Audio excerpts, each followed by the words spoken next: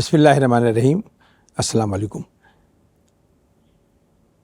اور ٹیلی ویژن کی جانب سے محرم الحرام کے پروگرام داستان کربلا میں ہم جس منزل تک آئے ہیں اس وقت موضوع ہے زندہ ہے کربلا، یعنی یہ کربلا کیسے زندہ ہے، قیامت تک کیسے زندہ رہے گی، اور اس کے پیچھے محرکات کیا ہیں، کون کون سے عوامل ہیں، کیا کیا چیزیں ہیں، یہ سب ہمیں بتائیں گے جو ہمارے فاضل مہمان یہاں تشریف فرمائیں، اپنے اپنے شعبے میں ایک مہارت رکھتے ہیں۔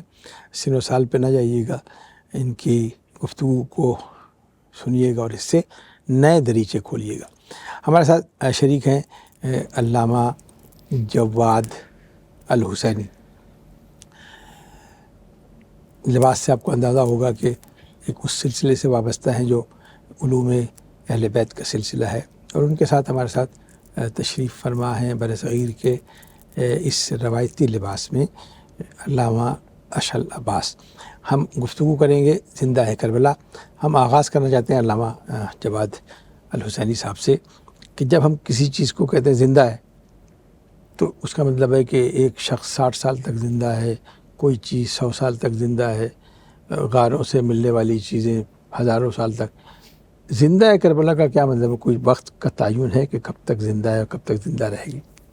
بسم اللہ الرحمن الرحیم۔ آپ نے بڑا خوبصورت سوال کہ زندہ ہے کربلا، یہ کیسے زندہ ہے؟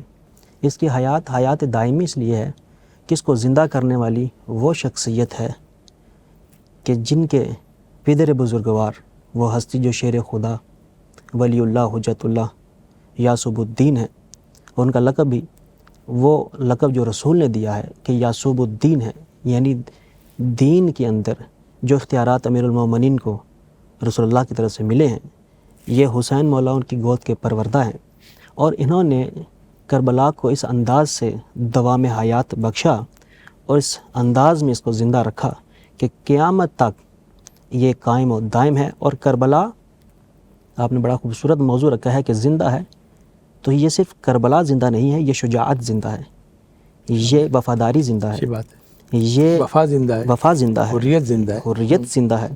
یہ حسین مولا کا دیا ہوا وہ درس ہے کہ جو غیرت مند انسان جو بھی اس درس کو پڑھے گا وہ ایک مرتبہ اس سے ضرور متاثر ہوگا۔ اس میں کوئی یہ بحث نہیں کہ یہ کربلا جو ہے یہ صرف شیعوں کے لیے ہے یا اہل سنت کسی مسلک سے وابستہ نہیں ہے۔ انسانیت اگر کوئی عیسائی ہے، اگر یہاں تک کہ ہندو بھی ہیں، تو وہ بھی اسی کربلا کی طرز عمل کو دیکھتے ہوئے، اسی پہ عمل کرتے ہوئے اور حق و باطل کے درمیان فیصلہ کرتے ہیں۔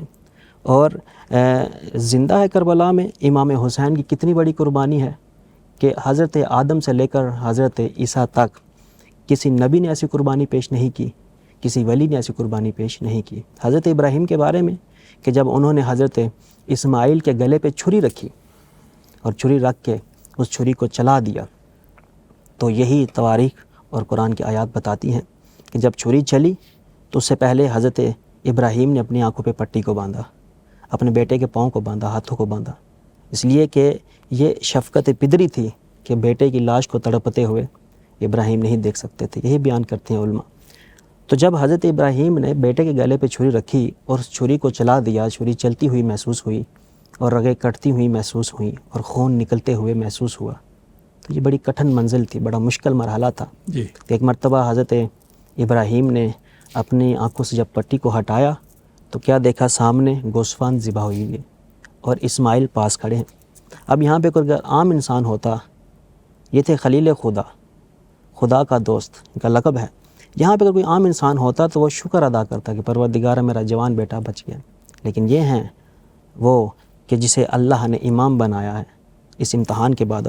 فرمایا پروردگارہ کیا میرے ارادے میں کوئی لغزش رہ گئی، کیا میری نیت میں کوئی کمی تھی؟ تو فرمایا نہیں ابراہیم، ہم نے تمہاری قربانی کو قبول کیا ہے، ففدیناہ ذبح العظیم، ہم نے اس کو ذبح عظیم میں بدل دیا۔ صبر مشکل پہ ہوتا ہے اور شکر نعمت پہ ہوتا ہے۔ میں یہی عرض کر رہا ہوں کہ حضرت ابراہیم نے جب حضرت اسماعیل سے فرمایا کہ میں نے خواب میں دیکھا ہے کہ ان اذبح ہو کر کہ میں تمہیں ذبح کر رہا ہوں، تو انہوں نے کیا کہا؟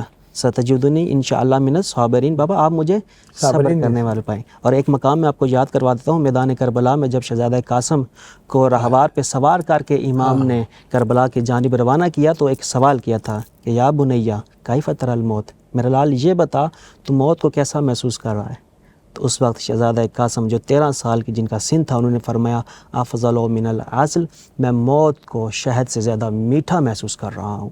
تو دیکھو کیسے، میں ابھی آپ کی طرف آتا ہوں۔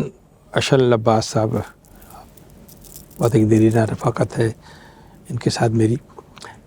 اصل میں میں چاہوں گا کہ موضوع اتنا وسیع ہے کہ آپ اگر بھی بولنا شروع کریں تو آپ کافی دیر تک اس پہ گفتگو کریں گے، لیکن میں چاہوں گا کہ ان عناصر کا تذکرہ ضرور کیجیے جن سے مل کر اب تک کربلا زندہ ہے۔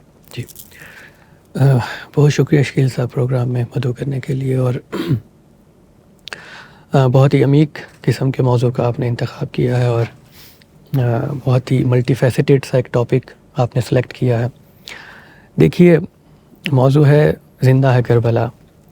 زندگی کا عمومی تصور جو انسانوں کے ہاں پایا جاتا ہے وہ اس طرح سے پایا جاتا ہے کہ عمومی نظریہ زندگی کے بارے میں یہ ہے کہ انسان کی رگوں میں خون کا رواں رہنا اس کو زندگی سمجھا جاتا ہے، یا اس کی سانسوں کے چلتے رہنے کو زندگی کہا جاتا ہے۔ لیکن جب ہم ایک واقعے کو دیکھتے ہیں، جب ایک تاریخی واقعے کو دیکھتے ہیں، تو وہاں ہمیں یہ دیکھنا پڑے گا کہ وہاں زندگی یا زندہ رہنے سے کیا مراد ہے۔ دیکھیے کربلا آج بھی زندہ ہے، اور کربلا رہتی دنیا تک زندہ رہے گی۔ تو کربلا زندہ ہے، کس صورت میں زندہ ہے، اور وہاں زندگی کے معیارات کیا ہیں؟ تو اگر ہم انسانی معاشرتی زندگی کو سامنے رکھتے ہوئے گفتگو کریں تو کربلا ایک تہذیب کی صورت میں زندہ ہے، کربلا ایک ثقافت کی صورت میں زندہ ہے۔ اور دیکھیے جو صرف ریگزار کربلا پہ بنی ہے، جو صرف ریگزار، اور کوئی بھی تہذیب ہو، کوئی بھی ثقافت ہو، جب وہ تشکیل پانے کے مرحلوں میں ہوتی ہے تو اس کو برسوں لگتے ہیں، یعنی 100 سال کا سفر بھی کسی تہذیب کے کامل ہونے کے لیے کم ہے، یا 200 سال کا سفر بھی کسی تہذیب کے کامل ہونے کے لیے کم ہے۔ لیکن جب ہم تہذیب کربلا کو اور کربلا کی ثقافت کو دیکھتے ہیں تو یہ وہ معجزہ ہے، یا یہ وہ طلسماتی دن ہے کہ جو صبح عاشور سے شروع ہوا اور عصر عاشور پہ ختم ہو گیا۔ اور اس سارے دن میں حسین نے ایک ایسی تہذیب کو تشکیل دیا، ایسی ثقافت کو مرتب کیا کہ جو اب زمانوں پہ محیط ہوگی اور صبح محشر تلک قائم رہے گی اور ابدی رہے گی۔ میں آپ دونوں کی خدمت میں گزارش کروں گا، ایک طالب علم سے تعلق ہے کہ دنیا کی جتنی تہذیبیں ہیں ان پہ دولت بھی خرچ ہوئی، اقتدار کی طاقت بھی خرچ ہوئی، صدیاں اس پہ لگائیں، اور وہ اپنے کمال پر پہنچنے کے بعد آج یا کتاب خانوں کی زینت ہیں یا عجائب گھروں کی زینت ہے۔ 4 گھنٹے یا 6 گھنٹے ریگزار کربلا پر بننے والی تہذیب قیامت تک مسلسل پھیل رہی ہے۔ اس کا مطلب ہے وقت باقی تہذیبوں کو کھا گیا، کربلا وہ ہے جس نے وقت کو اپنا اسیر بنایا ہوا ہے۔ میری بات کی صداقت میں اگر اس پہ حضور علی دیکھیے دنیا کی بڑی بڑی تہذیبیں گزری ہیں، رومن امپائر گزرا ہے، یونانی تہذیب گزری ہے۔ اگر ہم رومن امپائر کی بات کریں یا اس تہذیب کی بات کریں تو ان کی تہذیب کی جو شناخت تھی وہ ان کی فوج تھی، یعنی طاقت کی بنیاد پہ ایک تہذیب انہوں نے قائم کی تھی۔ اور جب ہم یونانی تہذیب کی بات کرتے ہیں تو یونانی تہذیب میں ہمیں ایسے ایسے چہرے اور ایسی پرسنالٹیز ملتی ہیں کہ جن سے آج کے دانشور اور آج کے انٹلیکچوئلز بھی متاثر ہوئے بنا نہیں رہ سکتے۔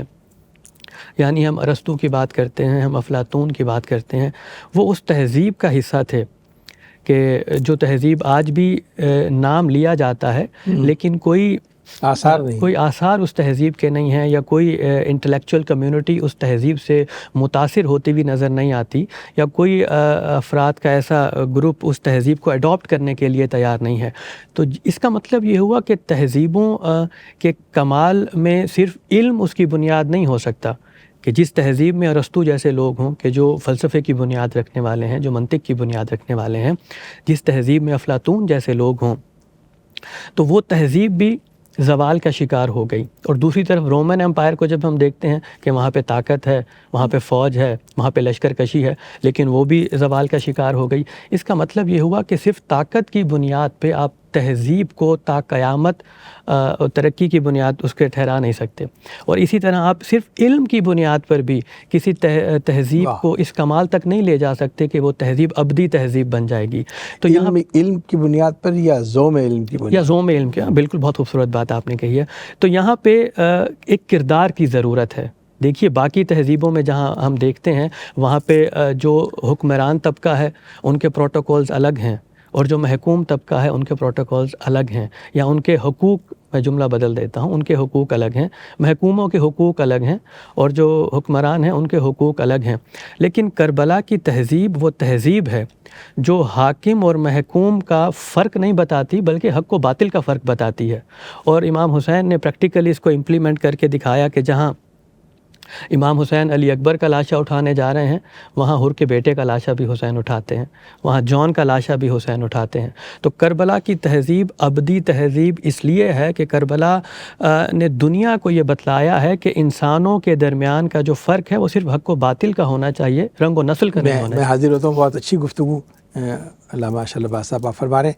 ایک وقفہ لیتے ہیں، اس کے بعد ہم گفتگو کا سلسلہ دوبارہ شروع کرتے ہیں. صدائے حق حسین، صدائے حق حسین. جی ناظرین، وقفے سے پہلے ہم گفتگو کر رہے زندہ کربلا اور ان محرکات کا تذکرہ کر رہے تھے جس کی بنیاد پر ہم زندہ ہے کربلا کہہ رہے ہیں، کربلا زندہ ہے. ایک گفتگو میں اضافے کے لیے میں گزارش کروں گا. دیکھیے جناب، حسین زندہ نہیں ہے، حسین زندگی ہے. فرق دونوں میں کیا ہے کہ زندہ وہ ہوتا ہے جس کا کوئی اختتام ہے اور وہ کبھی جا کر فنا میں داخل ہو. زندگی وہ ہے کہ جو اس سے مس ہو جائے گا وہ مردہ زندہ ہو جائے گا. چاہے وہ پتھر مس ہو جائے تو وہ خون جاری کر کے کہے گا کہ میں حسین سے مس ہوا ہوں، اب قیامت تک میں زندہ و پائندہ رہوں گا. جو فیکٹر آپ نے اشرف صاحب بیان کیے اس میں دو تین باتیں اور دیں. اس میں اس خون کا کتنا حصہ ہے جس سے ابو طالب کا خون کہتے ہیں، جسے بنی ہاشم کا خون کہتے ہیں، جسے جسے مادر حسین نے پالا ہو، جنہیں مولا علی نے پالا ہو، اس خون کا کتنا کمال ہے اس کی کربلا کو باقی رکھنے میں؟ دیکھیے جو خون حسین ابن علی کی رگوں میں ہے وہ کوئی عام خون نہیں ہے. وہاں رسول خدا کا لہو بھی شامل ہے، خون بھی شامل ہے، مولا علی شیر خدا، شہزادی کونین، یعنی پورا خاندان ہی ایسا ہے. اور اس خون کا اثر یہ ہے کہ ہم اکثر علماء کرام سے سنتے ہیں کہ قرآن مجید ایک زندہ معجزہ ہے اور وہ بھی صبح محشر تلک زندہ ہے، اور کربلا بھی زندہ معجزہ ہے اور صبح محشر تلک زندہ ہے. ایک قرآن ناطق ہیں اور ایک قرآن صامت ہیں.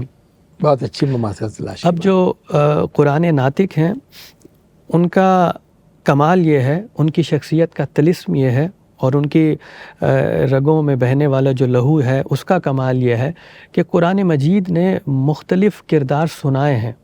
یعنی قرآن مجید کہیں حضرت موسیٰ کے بھائی ہارون کا کردار سناتا ہے، کہیں جناب حزقیل کا کردار سناتا ہے، کہیں اور پرسنالٹیز کا کردار سناتا ہے. لیکن انسانی فطرت یہ ہے کہ انسان جو کردار سنتا ہے انہیں دیکھنا چاہتا ہے. یعنی انسان اپنے اندر یہ خواہش رکھتا ہے کہ جو کردار اس نے سنے ہیں کبھی ان کرداروں کو دیکھے یا ان کا مشاہدہ کرے.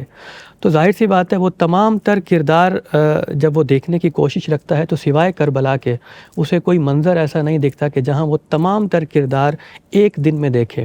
یعنی قرآن نے حزقیل کا کردار سنایا ہے، کربلا نے حر کا کردار دکھایا ہے. قرآن نے حبیب نجار کا کردار سنایا ہے، کربلا نے حبیب ابن مظاہر کا کردار دکھایا ہے. قرآن نے موسیٰ کے بھائی ہارون کا کردار سنایا ہے، کربلا نے حسین کے بھائی عباس کا کردار دکھایا ہے. تو ایک جملہ میں یہاں پہ یہ کہنا چاہوں گا کہ جو کردار قرآن نے 23 برس میں سنائے، یہ کربلا کا معجزہ ہے کہ اس نے وہ سارے کردار ایک ہی دن میں دکھائے. سبحان اللہ. بہت اچھی سمت کی طرف اشارہ آپ نے کیا ہے.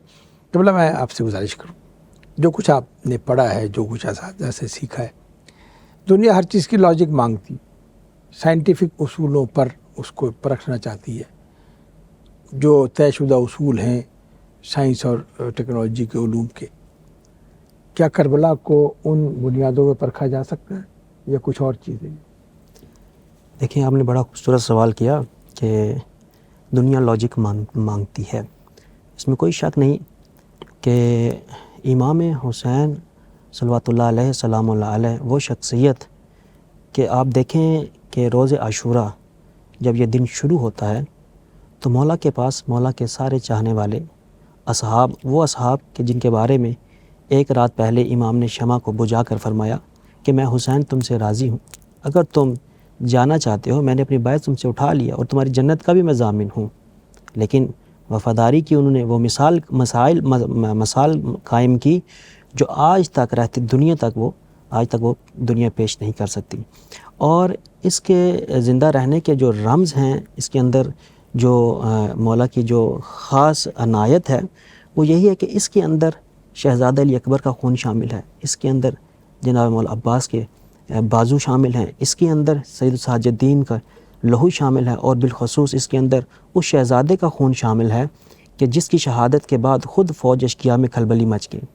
یہاں تک کہ وہ جو فوجی شامی آئے ہوئے تھے 9 لاکھ کی فوج، عموماً کہا جاتا ہے یہ جملہ کہ وہ جو فوجی آئے ہوئے تھے کہ جب حرملہ لعین نے وہ سے شعبہ تیر شہزادے کی گردن کا نشانہ لے کر چلایا تو فوج اشکیا میں کھلبلی مچ گئی.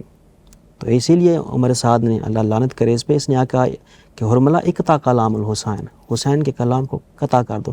یعنی کربلا اسی وقت زندہ ہو گئی تھی کہ جب 6 مہینے کے بچے کے لیے حسین نے پانی کا سوال کیا اور انہوں نے تیر چلایا. یہی وجہ تھی کہ وہ مردہ ضمیر جاگے اور انہوں نے دیکھا کہ 6 سب سے چھوٹے سپاہی نے سب سے بڑی اشرف صاحب آپ نے ایک گوشہ واگزار کیا تو میری توجہ اس طرف جا رہی ہے. دیکھیے جو قرآن کا میں تذکرہ کیا وہاں کچھ معجزات ہیں، کچھ کرامات ہیں. کربلا ابدیت کا کمال کا نام ہے. امام حسین علیہ السلام نے وہاں اپنا کوئی معجزہ، وہ جو ساقی کوثر کے بیٹے ہیں وہ ٹھوکر مارے تو چشمہ جاری ہو سکتا تھا، وہ جو فاتحین مباہلہ ہیں وہ اگر پہاڑ کو اشارہ کرتے تو پہاڑ آ جاتے، وہ جو سورج کو پلٹانے والے وہ پورا اختیار امام حسین کے پاس تھا. لیکن پورے واقعہ کربلا میں کوئی معجزاتی، کوئی کراماتی، کوئی کمال نظر نہیں آتا، صرف ابدیت کا کمال نظر آتا ہے. اور اس کے بعد یہ کربلا زندہ ہے. تو پہلے اس پر گفتگو، پھر میں ساتھی سوال آپ دونوں سے کر لیتا ہوں کہ اس کی زندگی کے آثار کیا ہے، کیسے کربلا زندہ ہے؟ کیا یہ جو عزاداری حسین ہے، یہ جو غم حسین منایا جا رہا ہے، یہ اسی زندگی کے اثرات تو نہیں ہیں جن سے ہم جانتے ہیں کہ کربلا زندہ ہے؟ جی پہلے. جی دیکھیے بہت خوبصورت سوال آپ نے کیا ہے. اور جس طرح سے دیکھیے قرآن صبح محشر تلک ہے، اور قرآن نے ہر زمانے کی ہر فکر کو ایڈریس کرنا ہے، اور قرآن نے اپنے آپ کو ہر زمانے کے ہر انسان کے لیے ریلیونٹ بنانا ہے. اسی طرح کربلا کی فکر بھی وہی ہے، چونکہ وہ قرآن صامت ہے، یہ قرآن ناطق ہے. تو کربلا نے بھی ہر زمانے میں ہر آنے والی نسل کو ایڈریس کرنا ہے. اگر امام حسین علیہ السلام وہاں پہ کچھ ایسے معجزات دکھاتے کہ جو لارجر دین لائف ہوتے تو وہ سب ان کے اختیار میں تھا، وہ کائنات کے مالک ہیں، وہ سب کچھ دکھا سکتے تھے. لیکن آج کی جنریشن زی اس بات سے پھر انکار کرتی. دیکھیے امام حسین نے جتنے کرامات کیے ہیں وہ سب لارجر دین لائف ہیں، وہ امام ہی کر سکتے ہیں. تو ہمارے لیے اس میں کیا لیسن ہے؟ چونکہ وہ ہم جیسے وہاں پہ نظر ہی نہیں آئے تو ہمارے لیے کربلا میں کوئی لیسن بنتا نہیں ہے. اور آپ اس بات سے واقف ہیں کہ آج کل سوشل میڈیا پہ اور باقی پلیٹ فارم پر بھی جین زی جو ہے وہ زیادہ توجہ کا مرکز بن رہی ہے، نظریاتی سطح پر بھی، اور مختلف سوالات بھی وہ کرتے ہیں کہ الفا نے بھی سوالات اٹھائے. ہاں، الفا اور بیٹا آف کورس وہ بھی اب میدان میں آ گئی ہیں، اور یہی سوالات کیے جاتے ہیں کہ ریلیجن کس طرح سے ریلیونٹ ہے، کربلا کس طرح سے ریلیونٹ ہے آج کے معاشرے کے لیے یا آنے والے زمانوں کے لیے کس طرح ریلیونٹ ہوگی. تو ہم ایک ہی جواب دینا چاہیں گے اس چیز کا. دیکھیے جو انسان ہے یا جو انسان کی تخلیق ہے وہ فطرتاً ایک جیسی ہے. یعنی جو ملینیلز ہیں یا جو اس سے پہلے generation X Y Z generations تھیں، ان کی فطرت آپ اٹھا کر دیکھ لیجئے، یا جین زی کی فطرت آپ اٹھا کر دیکھ لیجئے، یا جین الفا اور بیٹا کی فطرت آپ اٹھا کر دیکھ لیجئے، تو جو بنیادی فطرت آپ کو ملے گی وہ سب میں ایک جیسی ملے گی. کربلا فطرت کو ایڈریس کر رہی ہے. یعنی ماں کی ممتا جین زی میں بھی اسی طرح سے ہے جس طرح ملینیلز میں تھی. یعنی باپ کی شفقت جین زی میں بھی اسی طرح سے ہوگی کہ جس طرح زمانہ حضرت آدم میں تھی. تو چونکہ اسلام بھی فطرت کو ایڈریس کرتا ہے، کربلا بھی فطرت کو ایڈریس کرتی ہے، قرآن بھی فطرت کو ایڈریس کرتا ہے، کیونکہ وہ دین فطرت ہے اور کربلا فطرت کا معجزہ ہے، اور جب تک انسانوں میں ان کی بنیادی فطرت باقی رہے گی وہ ہر زمانے کی ہر جنریشن کو ایڈریس کرتی رہے گی۔ کیا اے آئی کے ذریعے نئی کربلا بنائی جا سکتی ہے؟ دیکھیے اے آئی کے ذریعے نئی کربلا تو نہیں بنائی جا سکتی، لیکن یہ ہے کہ آپ عزاداری کے باقی تمام تر جو معاملات ہیں اس میں اے آئی سے رہنمائی ضرور لے سکتے ہیں، چونکہ ہر آنے والا اس سوال کو میں نے اس لیے معافی چاہتا ہوں کہ یہ بنا سکتی ہے، لیکن ایک حسین درکار ہے، اور حسین آرٹیفیشل انٹیلیجنس سے نہیں بنتا، حسین اللہ الوہیت کا کمال ہے، اللہ نے ایک حسین بنایا، اس کے بعد حسین نہیں بنے گا، سب کچھ ہو سکتا ہے۔ کربلا دوسری، چاہے جتنی ٹیکنالوجی ترقی کرے، چونکہ آپ جس طرف لے گئے تھے نئی جنریشن کو، میں ان سے سوال کر رہا ہوں، اور یہ بہت اہم سوال ہے، یہ جن زیز اور الفا وغیرہ کا ذکر کریں۔ دیکھیے ایک بات یاد رکھیے گا، آج سے بہت پہلے کی نسل بھی جب حسین کا ذکر سنتی تھی آنکھوں میں آنسو آ جاتے تھے، آج کی نسل جو جن زیز ہے، یہ الفا ہے، اس کی آنکھوں میں بھی آنسو آتے ہیں۔ اس کا مطلب ہے کہ اس کے سلسلے کہیں اور سے ملتے، یہ آنسو آپ کو زندہ رہنے کی علامت ہے، غم حسین کی علامت ہے۔ عزاداری کی طرف میں آنا چاہوں گا۔ دیکھیے خاص طبقے سے وابستہ عزاداری کی میں بات نہیں کر رہا ہوں، میں پوری انسانیت نے جس طرح غم حسین منایا اس کی طرف بات کروں گا۔ ہر سال جو محرم کا انتظار ہے وہ بڑی شدت کے ساتھ ہوتا ہے، ایسا جیسے کوئی نئی چیز، کوئی بہت عزیز ترین چیز ہمارے پاس آنے والی ہے۔ ہر سال یہ ہوتا ہے۔ انسان کی فطرت یہ ہے کہ وہ بہت جلدی اکتا جاتا ہے، ایک طرح کے گھر میں رہ کے اکتا جاتا ہے، ایک طرح کے ماحول میں اکتا جاتا ہے۔ لیکن یہ کیا معجزہ ہے یا کیا چیز ہے کہ محرم کے انتظار سے کوئی بھی جنریشن وہ اکتاتی نہیں، بلکہ اس کا استقبال کرتی، اسے سینے سے لگاتی۔ جی بالکل، اسی سوال کو آگے بڑھاتے ہوئے بتائیے، آپ نے وہ ایک جو پہلے سوال کیا اس کی تھوڑی سی میں بات کر کے آگے بڑھنا چاہتا ہوں کہ آپ نے کہا کہ اے آئی جو ہے وہ کربلا نہیں بنا سکتی، تو میں صرف ایک جملہ کہنا چاہتا ہوں کہ اے آئی حسین نہیں بنا سکتی، اور حسین بننے کے لیے فاطمہ زہرا جیسی گود ہونا ضروری ہے۔ بالکل صحیح۔ تو نہ کوئی دوسرا حسین بن سکتا ہے، نہ کربلا بن سکتا ہے۔ سلام کریں۔ بلکہ اس کو ایک جملہ میں آپ کی مدد لے لوں، کئی ایک سے آوازیں آئی تھیں، آپ نے بھی سنی ہوگی، کہ اس وقت میں اشل کی عمر میں ہوگا، تو ایک آوازیں اٹھی تھی کہ ہر کوئی فضا بن سکتا ہے، ہر کوئی حر بن سکتا ہے، آپ اپنے کردار کو اس سانچے میں ڈالیں۔ دیکھیے اس میں کتنا اس کے اندر چھپی بھی کیسی بات تھی کہ ہر کوئی حر بن سکتا ہے، ہر کوئی فضا بن سکتی ہے، آپ اپنے کردار کو اس سانچے میں ڈالیں۔ تو اس وقت میں نے جملہ کہا تھا کہ میں آپ کے ساتھ 100% متفق ہوں، ہر کوئی حر بھی بن سکتا ہے، ہر کوئی فضا بھی بن سکتا ہے، مگر یاد رکھیے کہ فضا بنانے کے لیے ایک فاطمہ زہرا درکار ہے، اور حر بنانے کے لیے ایک حسین درکار ہے۔ آپ یہ دونوں چیزیں مہیا کر دیں، ہر کوئی حر بن جائے گا۔ قبلہ کچھ تو آپ روشنی ڈالی اس پہ، آپ تو اس شعبے سے واپس ہیں۔ جی دیکھیے جب ہم کسی بھی کردار کی بات کرتے ہیں تو اس کردار میں بہت سارے عناصر ایسے ہوتے ہیں جو اس کردار کی تشکیل میں کار فرما ہوتے ہیں، ٹھیک ہے۔ عمومی طور پہ انسان جب اس معاشرے میں یا کسی بھی معاشرے میں آنکھ کھولتا ہے تو اس کا جو کردار ہوتا ہے یا جو اس کی نفسیات ہوتی ہے یا جو اس کی فکر ہوتی ہے، وہ تمام تر چیزیں اس ماحول پہ منحصر کر رہی ہوتی ہیں کہ جو ماحول اس کے سراؤنڈنگ میں ہوتا ہے۔ اسی لیے کہا جاتا ہے کہ اچھے لوگوں کے ساتھ اٹھنا بیٹھنا رکھنا چاہیے، تو ان کی عادتیں، کیونکہ ہیومن بیہیویئرز جو ہوتے ہیں یہ نفسیاتی سطح پہ، اگر ہم ہیومن سائیکالوجی کی بات کریں تو ہیومن بیہیویئرز اڈاپٹیو ہوتے ہیں، کریٹیو بہت کم ہوتے ہیں، زیادہ تر اڈاپٹیو ہوتے ہیں، یعنی آپ اپنے ماحول سے ہی تمام تر بیہیویئرز کو اور تمام تر سائیکلوجیکل پیٹرنز کو اڈاپٹ کر رہے ہوتے ہیں۔ یعنی ایک بچہ ہے، وہ اگر ایسے محلے میں رہتا ہے کہ جس محلے میں ایسے بچے رہتے ہیں کہ جو ایک خاص کھیل کھیلنا پسند کرتے ہیں، کرکٹ ہو یا فٹ بال ہو، تو چاہتے اور نہ چاہتے ہوئے وہ بچہ ان تمام تر خصوصیات کو اڈاپٹ کر لے گا۔ اب جناب فضا کی جہاں تک بات ہے، جناب فضا ایسے ماحول میں رہ رہی ہیں کہ جہاں مولا علی ہیں، جہاں امام حسن ہیں، جہاں امام حسین ہیں، تو ان کے سراؤنڈنگ میں پرسنالٹیز ہی ایسی ہیں کہ وہ جتنا بھی بیہیویئر اڈاپٹ کر رہی ہیں ان کرشمہ ساز ہستیوں سے اڈاپٹ کر رہی ہیں۔ تو بالکل میں آپ کی بات سے تائید کروں گا کہ وہ کردار بن سکتا ہے اگر سراؤنڈنگ میں ایسے افراد مہیا کر دیے جائیں۔ بہت خوبصورت بات کی۔ ناظرین ایک وقفہ اور آخری منزلوں میں داخل ہو رہے ہیں، وقفے کے بعد حاضر ہوتے ہیں۔ صدائے حق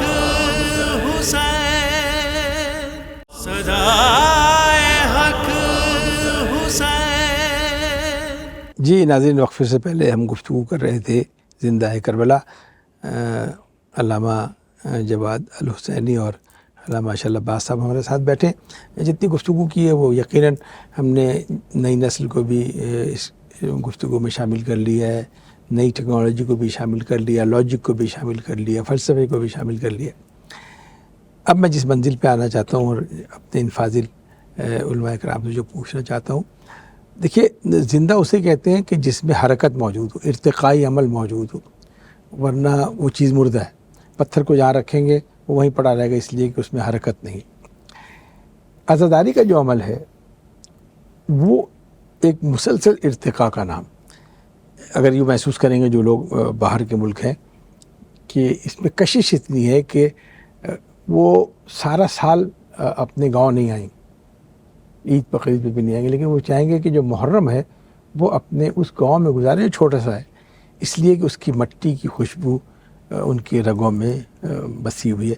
तो मैं सिर्फ इतना जानना चाहूँगा कि अज़ादारी इनका ताल्लुक़ हमारे कल्चर में माँ की गोद से है, तो कैसे हम साबित करेंगे कि उस ज़िंदा अमल के नतीजे में ये अज़ादारी रूह पजूर हुई है जिसकी वजह से ज़िंदा है करबला? थोड़ी सी अज़ादारी के बारे में। इसी आपके सवाल को दामा देते हुए इमाम जाफ़र सादक सल्लल्लाहु अलैहि वसल्लम फरमाते हैं कि जब हमारे शियों की खिलकत की गई तो हमारी तीनत का एक ज़र्रा उनकी तीनत में शामिल कर दिया गया, और यही वजह है कि जैसे वो हमारे मसाइब सुनते हैं तो उनकी आंखों में आंसू आ जाते हैं, उनके दिल मगमूम हो जाते हैं, और जब हमारे फ़ज़ाइल सुनते हैं तो उनकी रूहें शाद हो जाती हैं, वो खुश हो जाते हैं। तो अज़ादारी को कायम रखने के लिए जनाब सैयदा सलामुल्लाह अलैहा बिनते अली ने जो मेहनत की है, और बिलख़ुसूस सैयद साजिदीन ने बाज़ार शाम के अंदर जब मौला खुतबा इरशाद फरमा रहे थे तो इस लाइन ने जब इशारा किया मुअज़्ज़न से कि तुम मौला के खुतबे को कत करने के लिए अज़ान शुरू करवा देगी, तो जब वो अज़ान दे रहा था, अज़ान देते देते जब उसने कहा अशहदु अन्ना मुहम्मद रसूलुल्लाह, तो उस वक्त मेरे इमाम गोया हुए और इमाम ने फरमाया कि ऐ यज़ीद तू मुझे ये बता कि ये मोहम्मद तेरा नाना है या मेरा नाना है? तो अगर तो तेरा नाना है तो फिर तू जीत गया जंग, अगर मेरा नाना है तो फिर हम ज़िंदा भी हैं, हम पाइंदा भी हैं, और तासुब क़यामत तक करबला भी ज़िंदा रहेगी, और करबला हर आने वाले दिन में हुर भी बनाती चली जाएगी, और आने वाले दिन में जो है ये मोहम्मद बिन कैन भी बनाती चलती जाएगी। हबशी बना दे, उज़ैर इब्न कैन बना दे, वो तो बहुत बड़ी बात है उनके कदमों की। क़िबला मैं बस आखिरी मरहले में दाखिल हो गया हूँ। मरासिम अज़ादारी वो रस्में जो हमें अपने आबा व अजदाद से मेरे सग़ीर मिली, जो हमारी अज़ादारी का हिस्सा। आप मरासिम अज़ा को क्या समझते हैं? देखिए, सबसे पहले तो मैं अब इस टॉपिक पे आने से पहले ये थोड़ी सी क्लेरिफिकेशन देना चाहूँगा कि अज़ादारी जो है वो इंसान की फ़ितरत है। इंसान अपने अंदर दो प्राइमरी इमोशंस रखता है, एक खुशी का इमोशन है और एक गम का इमोशन है। तो जैसे इंसान खुशी का इजहार चाहता है, उसी तरह इंसान गम का भी इजहार चाहता है, और गम के उसी इजहार को अज़ादारी कहते हैं। और चूँकि हर इलाके की सकाफ़त अलग है, हर इलाके का कल्चर, वैल्यूज़, नॉर्म्स, खुशी मनाने के तरीके अलग हैं, गम मनाने के तरीके अलग हैं, इसी तरह से अज़ादारी की जो रसूमात हैं वो भी हमें हर इलाके में मुख्तलिफ़ दिखाई देती हैं, चूँकि उनका उस गम के इजहार का तरीका अलग है। लेकिन जितनी भी अज़ादारी की रसूमात हैं या जितने भी तमाम तरह ये मामलात हैं, वो इंसानी फ़ितरत की तर्जुमानी कर रहे हैं। और करबला ज़िंदा है, अज़ादारी भी ज़िंदा है, इसलिए कि जब तक इंसानी फ़ितरत बाकी है, जब तक इंसानी फ़ितरत ज़िंदा है, उस वक्त तक करबला भी ज़िंदा है, और उस वक्त तक अज़ादारी सैयदुल शुहदा भी ज़िंदा है। और बाकी जो सकाफ़ती सतह की चीज़ें हैं या तहज़ीबी सतह की चीज़ें हैं, वो फिर हर इलाके में, लखनऊ की अज़ादारी का अंदाज़ मुख्तलिफ़ है, पाकिस्तान में पंजाब की अज़ादारी का अंदाज़ अपनी सकाफ़त, अपनी अपनी सकाफ़तों के यानी अगर इसको यूँ कहें आपका की बात को आगे बढ़ाते हुए कि 6 घंटे में बनने वाली जो सकाफ़त हुसैनी है वो जहाँ जहाँ गई वहाँ वहाँ की मुर्दा तहज़ीबों और सकाफ़तों में ज़िंदगी पैदा करती है। यही वजह है कि जहाँ जहाँ हुसैन पहुँचा, जहाँ जहाँ करबला पहुँची, वहाँ की रसूमात ज़िंदा हो गई, और ज़िंदा लोगों की ज़िंदा रसूमात अज़ादारी कहलाती है। मुर्दा दिल लोग भी क्या खाक दिया करते हैं, जो अज़ादारी से दूर हैं, जो नहीं कर सकते, दुआ कीजिए अल्लाह उनको तौफीक अता फरमाए। हुसैन علیہ السلام کو نذرانہ عقیدت پیش کرنے کا سب سے بڑا ذریعہ یہ ہے، اور میں اپنے طور پر شاید آپ اس کی تردید بھی کریں، کہ ہماری بخشش کا سامان ہمارا اعمال نہیں ہے، ہمارا ہم جو کر لیں وہ اتنے اہم نہیں ہے. اگر ہماری بخشش ہو سکے گی صرف عزاداری حسین سے، اس لیے کہ مادر حسین کا یہ وعدہ ہے. بس آخری گفتگو میں چاہوں گا 2 منٹ اس پر گفتگو کر کے ہم سے زیادہ چاہیں گے. جی دیکھیں کتنی خوبصورت بات آپ نے کی ہے کہ، اور یہ ایک شعر بھی میں آپ کو سنا دیتا ہوں، میرے ذہن میں آ گیا کہ انسان کو زندہ تو ہو لینے دو، بیدار تو ہو لینے دو، انسان کو بیدار تو ہر ہو لینے قوم دو، ہر پکارے قوم گی پکارے گی ہمارے ہیں حسین. تو انسان کی بیداری کا معاملہ ہے. جو انسان جس مقام پہ جس لحظے بیدار ہوتا چلا جائے گا، حسین کو اپنا رہبر مانتا چلا جائے گا، اور اس کا ضمیر جاگتا جائے گا اور وہ زندہ ہوتا چلا جائے گا. جی اشرف صاحب. دیکھیے رسول خدا کی حدیث ہے، جب شہزادی کونین نے پوچھا تھا کہ کربلا کے میدان میں نہ حسن ہوں گے، نہ حسین ہوں گے، نہ علی ہوں گے، تو میرے بیٹے کو کون بچائے گا؟ مستند روایت آپ بیان کر رہے ہیں پورے حوالوں کے ساتھ. جی بالکل. اور طرفین میں یہ موجود ہے. اور تو اس وقت رسول خدا نے کہا تھا کہ اللہ ایک قوم پیدا کرے گا، اچھا ہے نہیں پیدا کرے گا، ہاں، جس کے جوان ہمارے جوانوں کو روئیں گے، جن کے بزرگ ہمارے بزرگوں کو روئیں گے، جن کے بچے ہمارے بچوں کو، جن کی مستورات ہماری مستورات کو روئیں گی. تو شہزادی کونین نے ایک جملہ کہا تھا کہ بابا پھر فاطمہ اس وقت تک جنت میں داخل نہ ہوگی کہ جب تک اس قوم کو اپنے ساتھ جنت میں داخل. بات آپ نے چھیڑ تو دی، اب سنبھالیے گا بھی. جی ایک قوم پیدا کرے گا، ہے نہیں. جی. تو کربلا کے واقعے کے بعد جو قوم پیدا ہوئی ہے، جن و انس کا مقصد عبادت ہے، ہر قوم کا کوئی نہ کوئی مقصد ہے، لیکن کربلا کے بعد پیدا ہونے والی جو نسل ہے، جو قوم ہے، اس کا صرف مقصد ہے گریہ حسین، عزاداری حسین. تو میرا خیال ہے فقیہ شہر کو حیرہ قلندروں نے کیا، گلی گلی نکل آئے علی علی کرتے. عزاداری اللہ قبول کرے. ایام عزا ہیں ہمارے، ہم جو گفتگو کر رہے ہیں، ہم یہاں گفتگو کر رہے ہیں، ہمارا حصہ ہے. جو لوگ نصرت امام میں اس وقت تیز موسموں میں حسین کو عزاداری میں شریک ہیں، پرسہ پیش کر رہے ہیں، ہر ایک کا عمل اپنی اپنی جگہ معتبر ہے. اور دعا کریں کہ اللہ بارگاہ جناب سیدہ میں ہماری اس عبادت کو قبول فرمائے. بہت بہت شکریہ. علامہ صاحب آپ کچھ کہنا چاہتے ہیں؟ جی میں صرف ایک روایت آپ میرے ذہن میں آئی، میں وہ بیان کر دینا چاہتا ہوں کہ عزاداری خود رسول خدا نے بھی کی ہے. جناب ام سلمہ کی روایت، اور یہ روایت بھی طرفین کے اندر آتی ہے کہ ایک دن جناب ام سلمہ فرماتی ہیں کہ میری خواب میں رسول خدا تشریف لے کے آئے، اور میں نے دیکھا کہ ان کا عالم یہ تھا کہ ان کا گربان چاک تھا اور سر پہ خاک تھی. اور میں نے پوچھا یا رسول اللہ یہ آپ نے کیسا عالم، یہ کیسا عالم ہے؟ تو فرمایا ام سلمہ تم آرام کر رہی ہے، تم نے دیکھا نہیں کہ میدان کرب و بلا میں میرے حسین کو شہید کر دیا گیا. تو بھی فرماتی جیسے ہی میری آنکھ کھلی تو میں جلدی سے وہ شیشی میں اٹھانے کے لیے گئی جس کے اندر کربلا کی رسول نے مٹی دی تھی، وہ خون بن چکی تھی. تو ہم نے دیکھا کہ واقعہ کربلا کے بعد، مولا کی شہادت کے بعد بھی یہ بھی طرفین کے جملے ہیں کہ آسمان سے خون برستا تھا، جس پتھر کو بھی ہٹایا جاتا تھا اس کے نیچے سے خون، اور آج تک یہ سلسلہ جاری اور ساری بالکل ایسا ہی ہے. اور شام کے اندر وہ ظاہر بات ہے خون وہی پیش کرے گا جس کی رگوں میں ذکر حسین سے خون بڑھتا ہو. جس بیچارے کا سوکھ جائے گا وہ کیا بیچارہ خواب سے. ایسی بولا آخری جملہ. بہت شکریہ آپ دونوں حضرات کا، قبلہ علامہ جواد الحسینی اور علامہ اشرف عباس صاحب کا. ناظرین محترم، بڑا عجیب موضوع، بہت ہی نئے پن سے گفتگو کی گئی ہے، اور یہ بے ساختہ اس کا عنوان طے کیا گیا. بہت سے گوشے ایسے آپ کے سامنے آئے جن میں آپ کے بہت سے جوابات شامل ہیں. ہوا کا کام چراغ کو گل کرنا ہے.